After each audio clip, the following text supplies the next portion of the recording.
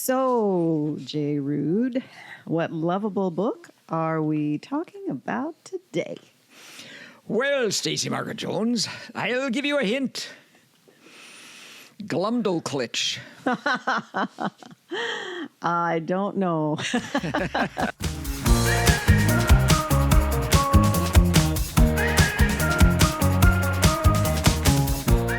Welcome to Between the Covers, where author J. Ruud chooses one novel from his list of the 100 most lovable novels in the English language each week and makes a case for why you should think it's lovable too, or at least read it if you haven't done. And I, Stacey Margaret Jones, his co-host, ask him questions and insert my commentary of dubious value.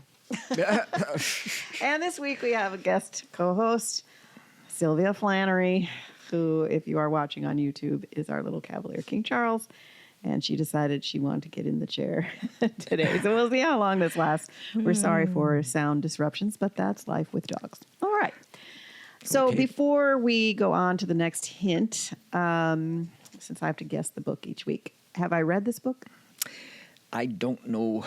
I suspect that you haven't. Okay. But I think you may have read a part of it. Oh, okay. All right. Give me hint number 2, please. Hint number 2, The Flying City of Laputa. Okay. Hint number 3. Hint number 3, The Land of the Houyhnhnms. It's not C.S. Lewis's science fiction trilogy, is it? Nope. I was hoping it wasn't because we read that, and I know that I was like, I don't think he liked it enough for it to be on this list. Well, all right. What is it? And I'll be embarrassed if I have read it. let me try one more thing. Oh, okay. I get an extra hint. Ooh. No, I'm just going to say the third hint in a different way. The land of the Houyhnhnms. I feel like I know even less after hearing that. No, I don't know. This is Gulliver's Travels. Okay, I have read parts of it. You are correct. Swift. Okay, that's interesting because the summer when we were in Ireland, we saw the mountain that he was supposedly, he said it was the mountain that looked like A sleeping giant. a sleeping giant. Yeah. So Outside Belfast. outside Belfast on our way to the northern shores of Northern Ireland.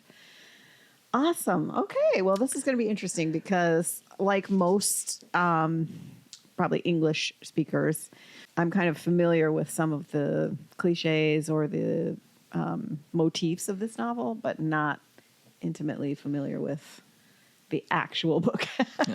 So this will be a good learning experience for me. Okay. So before we talk about who else likes this book, can you tell me when it came out? It was published in 1726. Okay, I always forget. So it's the oldest book on this list. Oh, really? Weren't there earlier novels that are on your list? There were earlier Like novels. Tom Jones? Tom Jones was later. I mean, it's 18th century, but it's okay. a good quarter century later than this. Well, it's interesting that this is your choice because I just listened to Freakonomics is doing a 3-episode series on Handel's Messiah, and Swift was the dean of the St. Patrick's when they had the Messiah performed there. Cool. And at first he said yes to it, then he said no, then he said yes. So I didn't realize the two of them were contemporaries, but like you can kind of see people's years listed and it doesn't resonate until you realize they interacted with each other or with each other's work. So also highly recommend that series. Okay, so how long is the book? It's only about 250 pages, Cool. although it depends on So it's wee. depends on the edition that you get. It's a wee little book for wee little people about It's a wee little people. wee little book. All right, so who else likes Gulliver's Travels? Well, so it's just a year shy of 300 years since this was published, and it's been a popular classic of English literature in all those 300 years. Well, yeah. So it's got a great history. And it probably is more accurate to say that it's a prose satire rather than a novel in the usual sense of the word. It is included on, for instance, the Guardian's list of the 100 greatest novels in the English language and the Observer's list of the 100 greatest world novels. So they're calling it a novel. Oh, okay. So we'll call it a novel. Also, the Norwegian Book Club's 2002 we list. love them. We love them. Published in conjunction with the Nobel Society, named Gulliver's Travels as one of the 100 greatest world novels. It ranked as number 55 in the 2015 BBC survey of the 100 greatest British novels as chosen by book critics from outside Britain. Mm-hmm.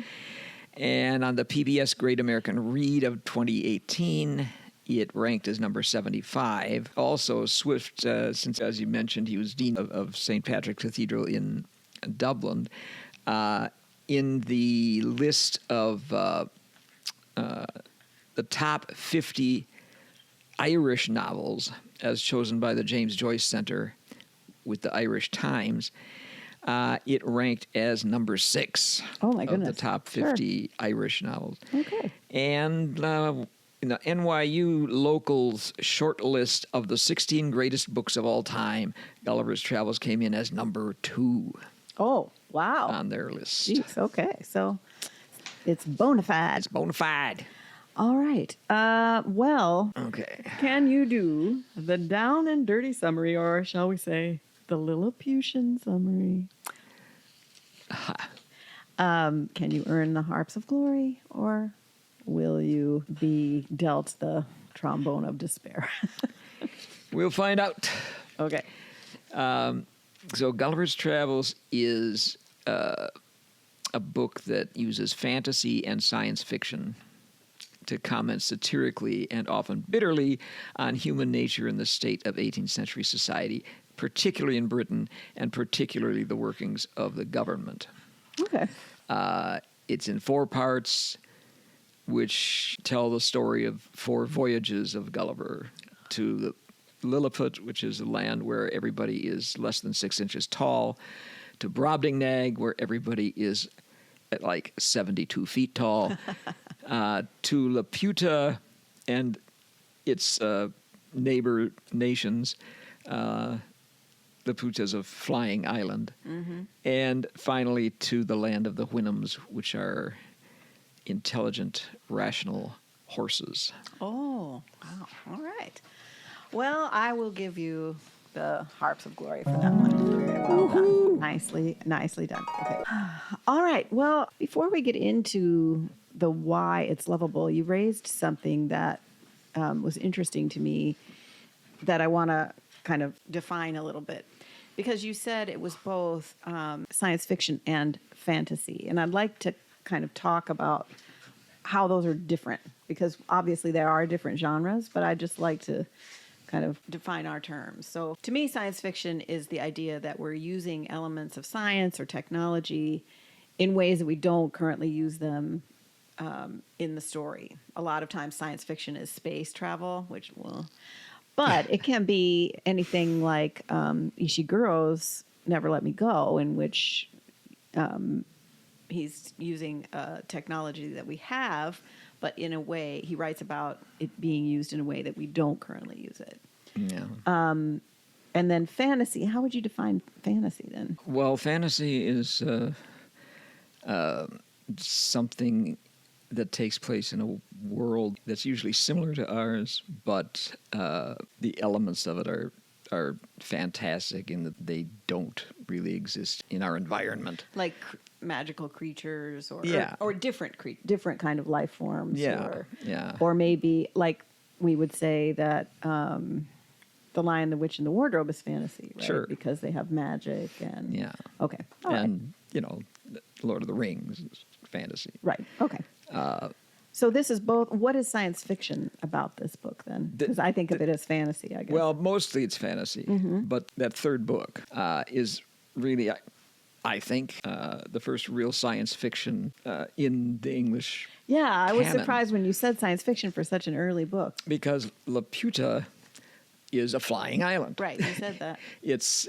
And they keep their colonial empire subject to them by flying over them and basically bombing them with huge stones when they don't do what they are told. And Swift even talks about how this works. It isn't just, it flies. It's not just magic. It's done by the use of magnets. That's what I was going to say, is that the difference for me, too, is that science fiction operates within the physical world as we currently understand it. Yeah. And those rules. Whereas fantasy, there are rules to that world, but they are not our rules. Yeah. So that's interesting that he explains it according to kind of earthly physics. I mean, he knows that like poles of a magnet repel. Right. And so the flying island is repelled by things that they put in the earth that are like magnetic poles. And so it can fly around because of that. So the island isn't... The flying island isn't the fantastical aspect because it's explained by, they created this by their knowledge of magnets. Yeah. Oh my gosh. Well, that is cool. What is lovable then? Why did this make the list? Let me tell you a story. When I was a kid, I went to the movies to see an animated film of Gulliver's Travels, which was made for kids. It was like I think the 20th anniversary, because the movie first came out in 1939, so it was probably like 1959 that I went to see it. It had been re-released for this sort of anniversary showing around. And that was a cartoon version of The Voyage to Lilliput. And it was very cartoony. The citizens of Lilliput were kind of these silly cartoon characters. Gulliver himself was obviously from our world and was strong and reasonable and calm and kind and all of this stuff. Nothing like the book. But it was clearly seen as a children's book. Now, here again, this is one of many books that we've talked about that people have thought were intended for children. And I, of course, thought it was intended for children because I went to see this movie which was clearly intended for children. Right. And I wanted to read the book. And my parents had a copy of the book. Oh. And imagine my surprise when, for instance, in Brobdingnag, Gulliver is kept as a kind of pet by the queen, and she and her ladies in waiting would play with him and set him to see how he could balance on one of their nipples, for instance. How old were you when you tried to read this book? Oh, probably 9 or 10. Oh, my goodness. And also the narrator, Gulliver, says, I was kind of offended when they did not scruple, when I was there, to discharge what they had drunk. And so, they would urinate like 4 hogsheads, he said. And then you get to the 4th book. This was, by the way, an illustrated edition that had come out in 1945, I think, and the illustrations were really interesting. So, I mean, this guy was actually a well-known artist who, had been commissioned to do the art.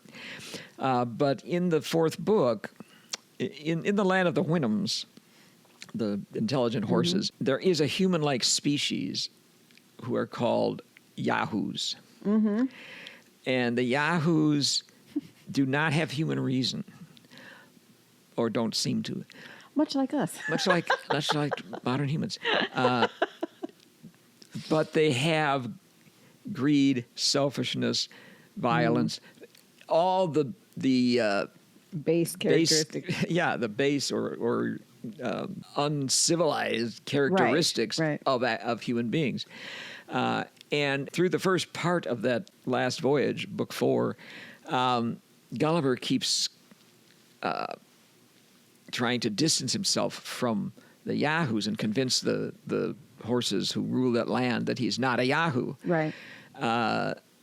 But in one scene, he's taking a bath in the river, and a female Yahoo comes running up to him and jumps on him and tries to mate with him.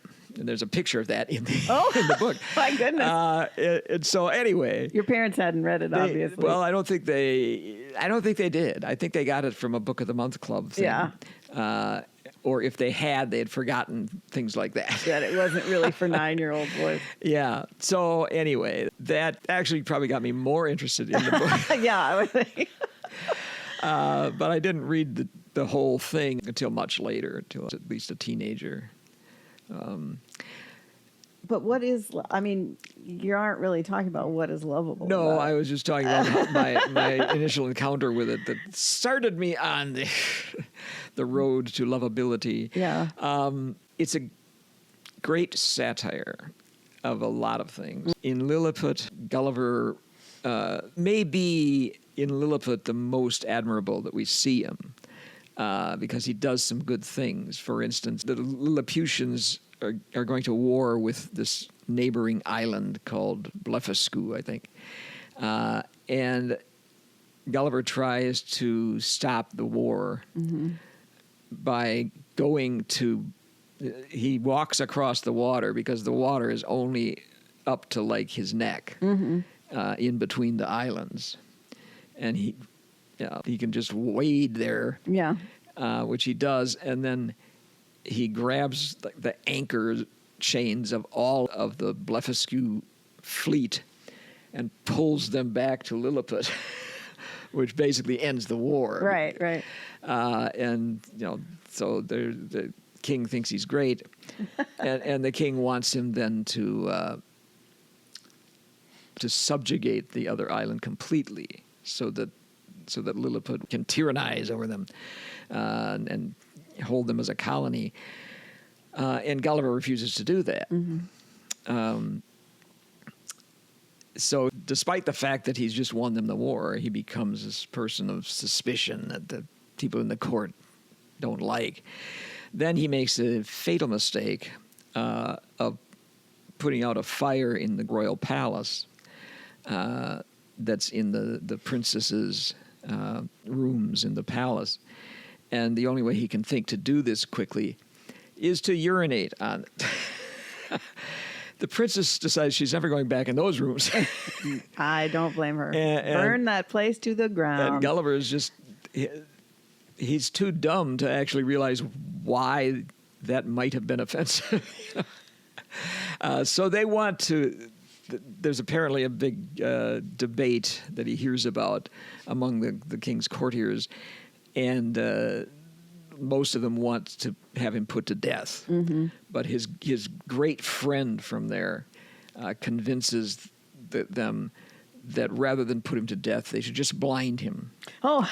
That way they can keep him around to do stuff for them, right. But he'll be basically completely dependent on them. He'll be like an ox or something, like livestock that you beast of burden. Yeah. So he escapes and goes to the other island, okay. the Blefuscu, and gets home from there. So there is a satire of the court and its kind of pettiness. For instance, there are two factions among the people of the court. The big enders and the little enders. And the big enders, when they eat a soft-boiled egg, crack it from the big end. And the little enders crack it from the little end. And they each insists that theirs is the only right way and that the other guys are nuts or somehow evil.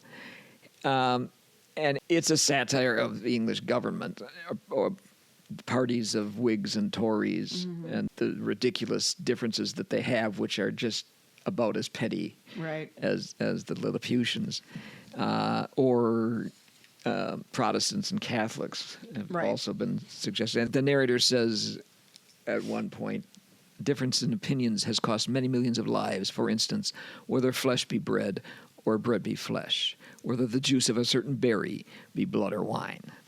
So, the differences in religion, in Christian religions, are just as petty. Yeah. Is what he's implying. So there's that satire. There's a satire of in Brobdingnag. It's mostly of the grossness of people. The ladies in waiting who want to balance him on their nipples, and all the urinating and stuff. But also the king of Brobdingnag is a little more intelligent, certainly, than the Lilliputian kings. And he spends a lot of time talking to Gulliver about what things are like in his world, and what's his government like. And he brags kind of about the weapons of destruction that they have and they use in their wars and things. And then the Brobdingnag king is like, this isn't so good. Why do you think this is a good thing? Out of this, yeah. Well, it's always interesting, you do that little trick when you, like, if you're going to have a guest, you might look around your house and try to see it as somebody would see it who's never been in it before, right? And he's doing that kind of thing with his own civilization, only he's casting it into a different world, which I guess protects against people defending the reasons, right? Like, you're not going to defend Big End versus Little End in terms of it being a hill you're going to die on, right? Yeah. But if you did that with the issues that they were literally dying on those hills, you're not going to make any movement there because, they're already entrenched in it. Yeah. And it's interesting because, there's that saying, you can't reason someone out of a position they didn't reason themselves into. Yeah. And so I think fiction, especially fantasy and science fiction, is a way to help somebody have insight that's non-threatening, but then they can back out of that and look at their own biases in a different way. Yeah. And the thing about the whether bread is bread or flesh is a pretty clear indication of what it is they should be thinking about, I guess. As far as Brobdingnag goes, there's a great quotation from the king after he's listened to Gulliver talk about his world. Why don't you read it? You have clearly proved, the king says, that ignorance, idleness, and vice are the proper ingredients for qualifying a legislator. That laws are best explained, interpreted, and applied by those whose interest and abilities lie in perverting, confounding, and eluding them. By what I have gathered from your own relation, and the answers I have with much pains wrung and extorted from you, I cannot but conclude the bulk of your natives to be the most pernicious race of little odious vermin that nature ever suffered to crawl upon the surface of the earth. Yeah. So what do you think of that? I mean, tell us what you really think.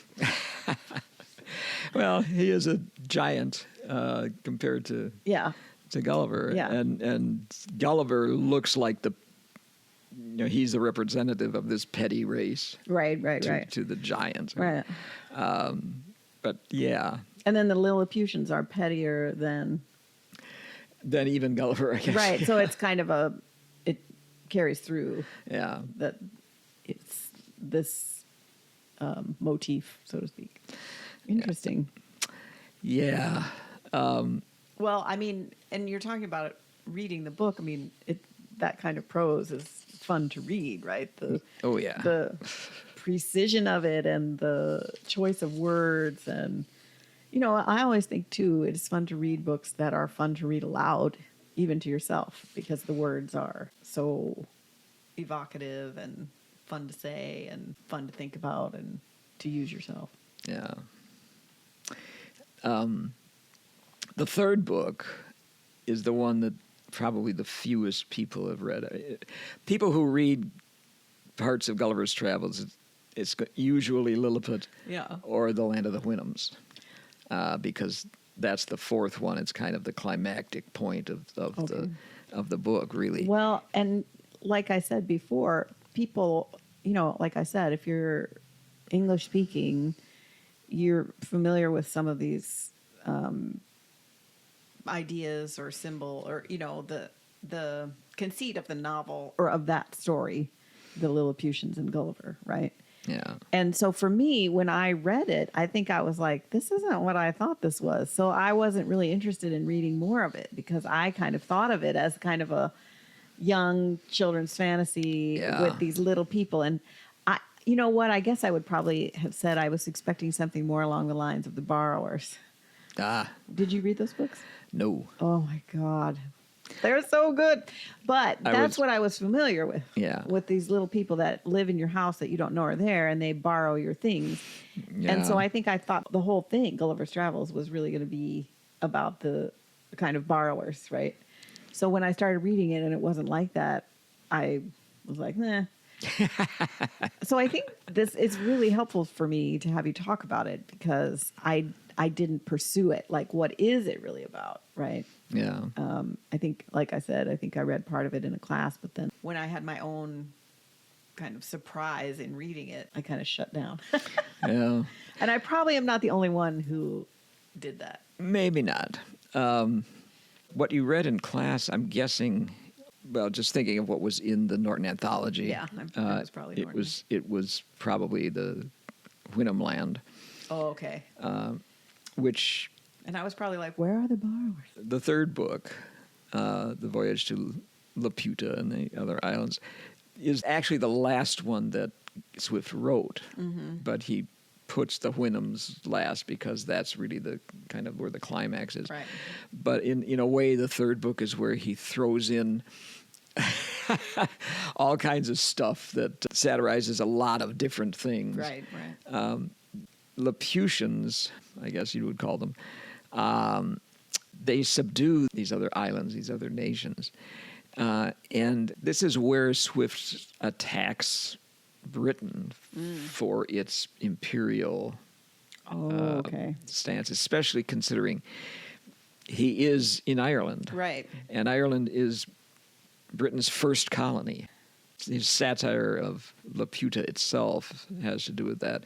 Also, he satires British Royal Society, which is their kind of scientific society, because he has a lot of the citizens in Laputa or their environs making all these inventions and doing all this scientific research, which has absolutely no practical value. Like they're trying to extract sunlight from cucumbers, or they're trying to soften marble blocks into pillows. That seems practical. Well, it's practical if all you have is marble blocks, I guess. So there's that. Yeah.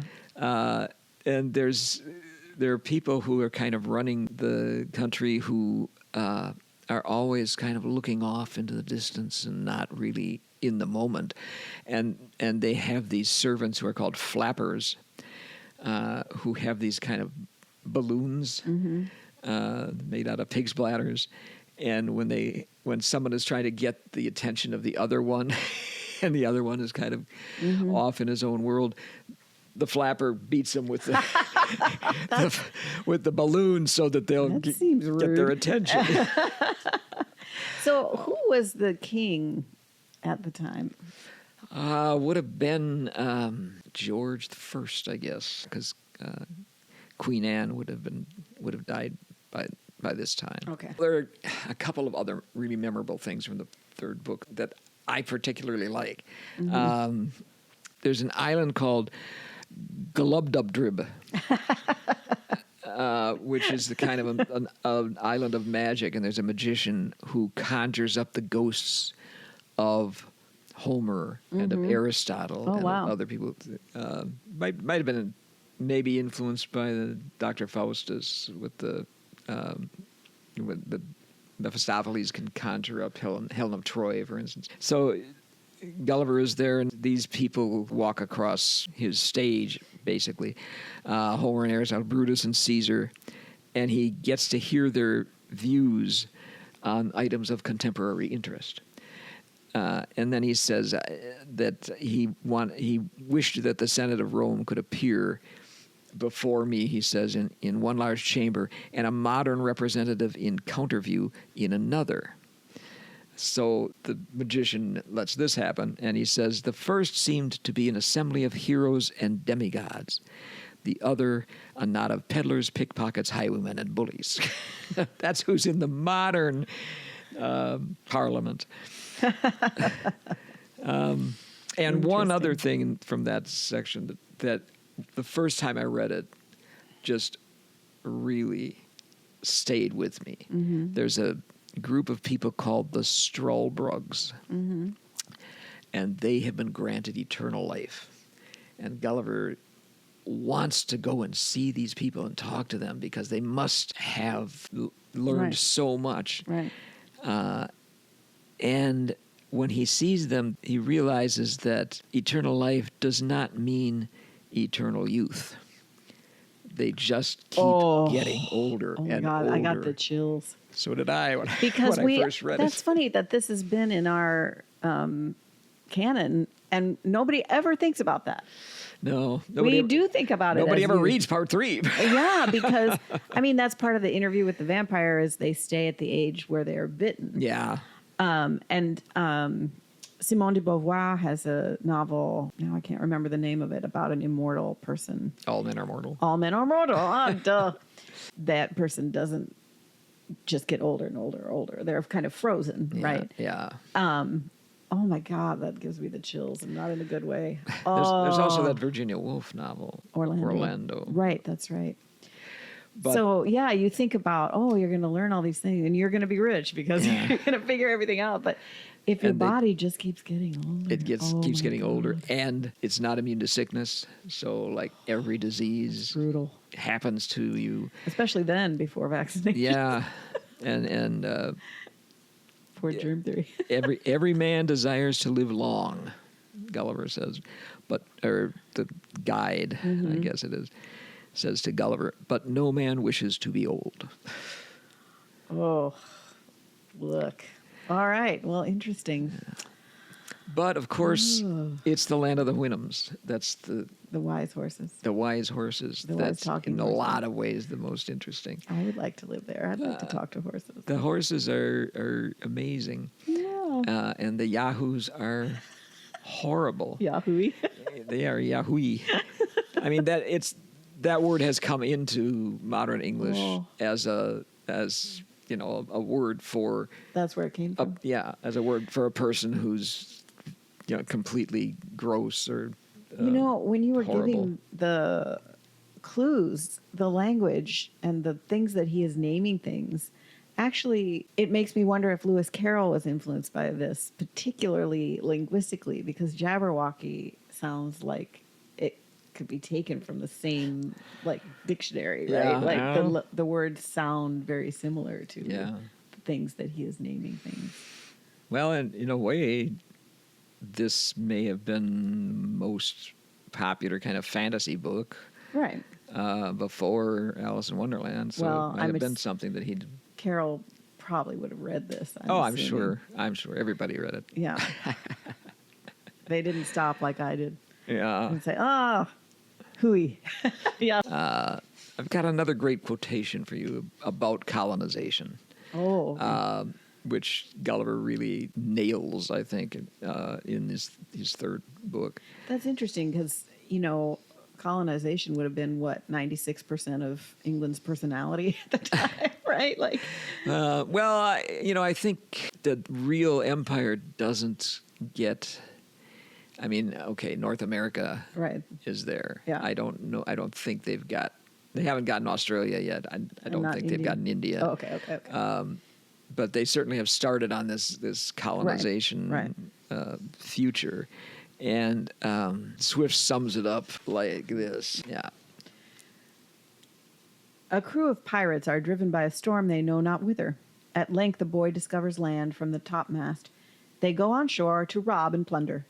They see a harmless people, are entertained with kindness. They give the country a new name. They take formal possession of it for their king. They set up a rotten plank or a stone for a memorial. They murder 2 or 3 dozen of the natives. bring away a couple more by force for a sample, return home, and get their pardon. Here commences a new dominion acquired with a title by divine right. Ships are sent with the first opportunity, the natives driven out or destroyed, their princes tortured to discover their gold, a free license given to all acts of inhumanity and lust, the earth reeking with the blood of its inhabitants, and this execrable crew of butchers, employed in so pious an expedition, is a modern colony sent to convert and civilize an idolatrous and barbarous people. Yep. Wow. I mean, if that is not the best description That's of imperialism, and colonization, and the way that we think about people who are different from us. I just, you're never supposed to read the bottom half of the internet. And yet, here we are. And there was a comment about something about Native Americans or something. Somebody had commented and said, ignorant Stone Age people. And I mean, I guess... Yeah. Well, that is the view of the imperialist. And I was like, your ignorance about their society does not mean they were ignorant. Yeah. But, obviously I don't engage. But I just was like, oh, okay. But that's a very good paragraph. I have to give it to you. Dean Swift. Hearts of glory for that paragraph. Hearts of glory for that paragraph, Dean Swift. That is a very good paragraph. Well, so is that what is fundamentally lovable about it for you? Just the satire is is fundamentally lovable, but of course the fantasy is also it's imaginative. Especially that's the whole notion of this land that's governed by horses. We want to live there. The land of the Houyhnhnms, and that name is supposed to reflect the sound, of a horse neighing, which is what I was trying to get at. Obviously. But didn't do a very good job of neighing like a horse while I was doing it. Anyway, it's a wonderful book, but once Gulliver gets sexually assaulted by that female Yahoo, there can be no other question that he is himself a Yahoo. And he wants to stay with the Houyhnhnms because he has gotten such an aversion to Yahoos that he doesn't want to go home and live among the Yahoos. But they don't want him there because he's a Yahoo. He's a Yahoo. Who happens to be a rational Yahoo. In relation to them, he is a Yahoo. Oh, They yeah. don't want that. There's no doubt about it. Fascinating. They do not want him there. So he has to leave the Houyhnhnm land. But when he gets home, this is not really a spoiler. For a 300-year-old book. No. When he gets home, he can't stand to live in the same house with his wife and children. He spends his time in the stables talking to his horses. Now, I'm going to cry. The first readers of Gulliver's Travels actually was very popular when it first came out. I'll bet. That sounds fun. And John Ball, who was a friend of Swift's,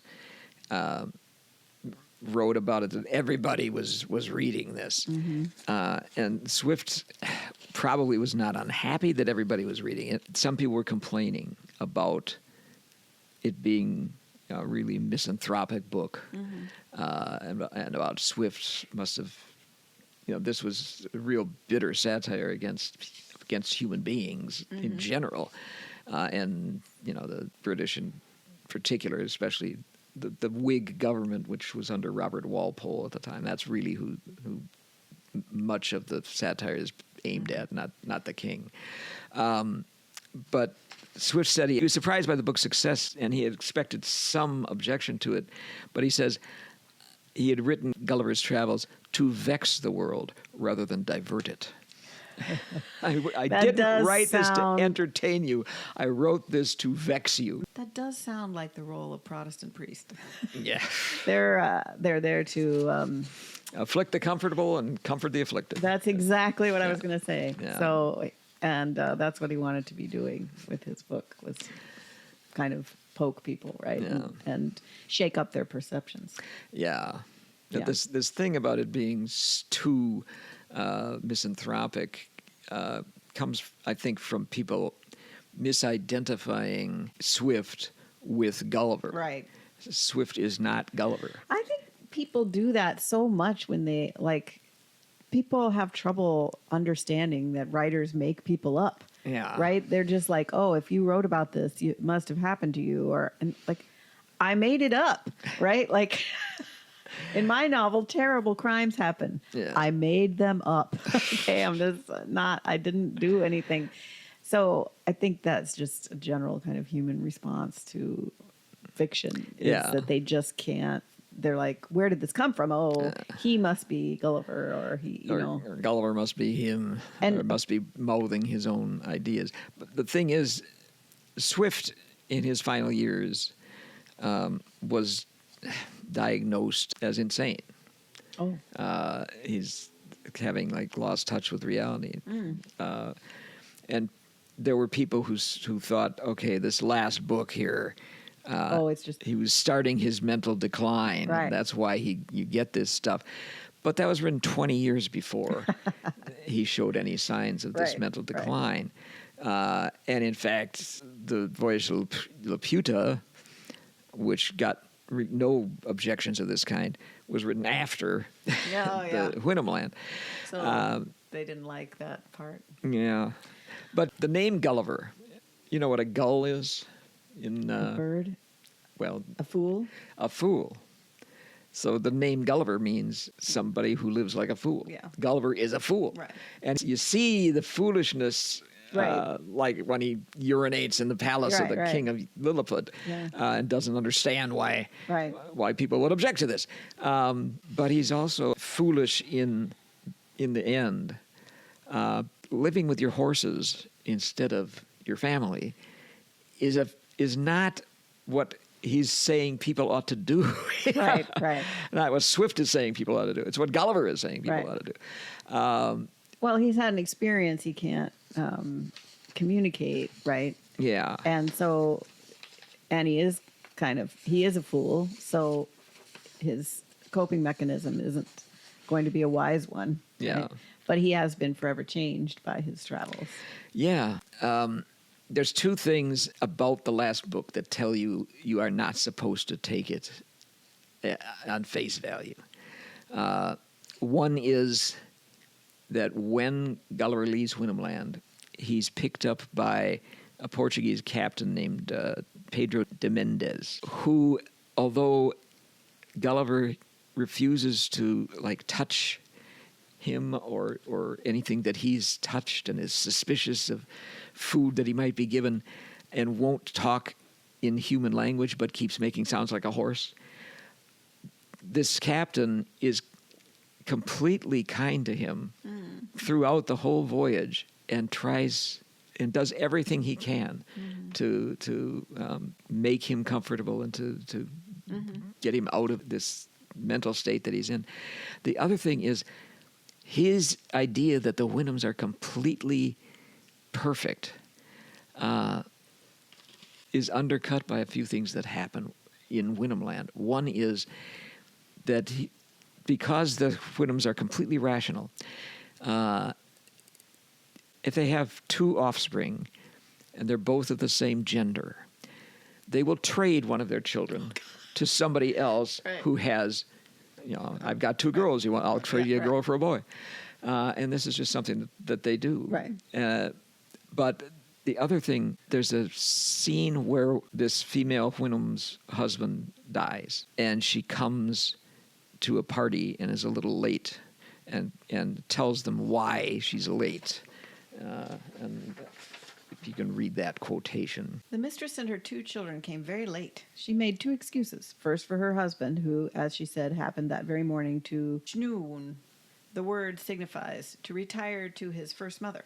Her excuse for not coming sooner was that her husband dying late in the morning, she was a good while consulting her servants about a convenient place where his body should be laid. And I observed she behaved herself at our house as cheerfully as the rest. Yeah. So what's wrong with the Houyhnhnms? Yeah. They are completely rational. And that's all they are. Right. They have no Okay. human feeling. Right. And Gulliver doesn't see that. Right. Gulliver says the thing that the Wyndhams are particularly upset about when he tells them about how the government works and that sort of thing is that humans lie, and the Wyndhams don't even have a word for lying. They call it saying the thing which is not. Mm-hmm. And because he's been in that environment, Gulliver keeps talking about how he will never tell an untruth. He's the most truthful person in the world. But Gulliver's Travels is actually written in the form of a traveler's tale. Right. And traveler's tales like the voyages of John Mandeville, for instance, tell all these fantastic things about cyclopses and men whose heads do grow beneath their shoulders and things like that. They're born liars. Mm-hmm. So Swift produces this traveler's tale, which the narrator says is completely true. Right. And all you have to do is not suspend your disbelief to realize everything in this is fiction. Everything's a lie. Right. So what is not to like about this book? Well, I guess you could, like some of his initial detractors, not like it because mostly it just condemns people. Oh, well, it is misanthropic then. Yeah, but it does, in the end, show you what's good about people. Yeah. Especially in Captain Mendez and Right. That the kindness of his human brothers and sisters is uniquely human. Yeah. Right. Yeah. That's interesting. And that living completely rationally is ultimately irrational. Right. Well, it's cold. Yeah. It's not cozy. Not cozy at all. The barn with the horses isn't that comfortable. No. All right. Well, where are you going to rank this then on your list? Okay. Well, I'm putting this at number 12. All right. Oh, wow. That's higher than I thought. Yeah. I really love it. It's up there. Okay. What's it between? It's between number 11, which is Middlemarch, Oh, yeah. Okay. and number 13, which is Tom Jones. Oh, I just mentioned that as an older novel. As you did. Oh, interesting. Okay. Wow. All right. That's exciting. So is it time for Chaos Reader? I guess so. So last time I think I had just bought a book of poetry, but I still haven't cracked that book or the Gerald Ford. We're in a play, and when I have spare time, I'm trying to make sure I know my dance steps and my lines and my song lyrics. We're in a musical. But I did want to talk this week about essay by Tatiana Schlossberg that's been making the rounds. I think it's from the New Yorker. Tatiana Schlossberg is the daughter of Caroline Kennedy Schlossberg, the granddaughter of Jacqueline Kennedy and John F. Kennedy. And she recently was diagnosed with a fatal form of, I think, leukemia. It's cancer. And in fact, it was just really a shock because she felt great. She had swum a mile at 9 months pregnant, like the day before she gave birth. And when they did blood work after, while she was in the hospital, they were like, this is weird. This doesn't look right. And that's how they found out she had cancer. It wasn't because she was like, I don't feel good. Something's wrong, and it's a particularly aggressive and kind of untreatable cancer. So her letter deals with the personal aspects of it, and they're incredibly sad. She's a young mother. She's got small children. Obviously, she has an infant when she was diagnosed, a newborn when she was diagnosed. She couldn't see her new child. I think it was a daughter for, 6 weeks or something after the child was born because she was getting all this aggressive treatment, which would, make her immune system, non-existent. She couldn't be around her children. And so her letter is very personal and also kind of this has a very pitiable passage about how she just always tried to be a good daughter and not hurt her parents and the grief she feels causing grief to the people she loves. But it also shows how personal the national health policy is, because she was able to get a treatment that was pioneered in, cancer research centers that have given her at least weeks and maybe months. But I don't think anybody's telling her that she's going to be in remission. Like, she is going to die from this soon. And that, of course, the letter is really a scathing rebuke of her uncle, her great uncle, or her cousin, cousin once removed, who is the head of this health policy now in our country and is cutting back on cancer research. And so she was just able to get a treatment before they shut it down. And so the letter shows, the essay really shows these decisions aren't just on paper somewhere. They not only affect people's lives, they affect the lives of the people who are making the decisions. And it's just if you haven't read it, I really recommend it. She is a professional writer. She writes about ecological and environmental policy. And so it's very well written. It's very thoughtful. It's incredibly moving. And it is also, as I said, just a scathing rebuke of what is happening in our country in terms of health and health policy and how that impacts real people's lives. So on that happy note. We need another Swift. We need another Swift. So if you enjoy our podcast, please tell your book-loving friends about it. Share an episode or two. And follow, review, etc. And we'd like to thank our producing sensei, Jerry Bruno, who also makes the art for our YouTube. And if you want to subscribe on YouTube, that helps us as well. We're just us two and Jerry's advice. So please throw us some podcast love, and we'll see you next week. Between the covers.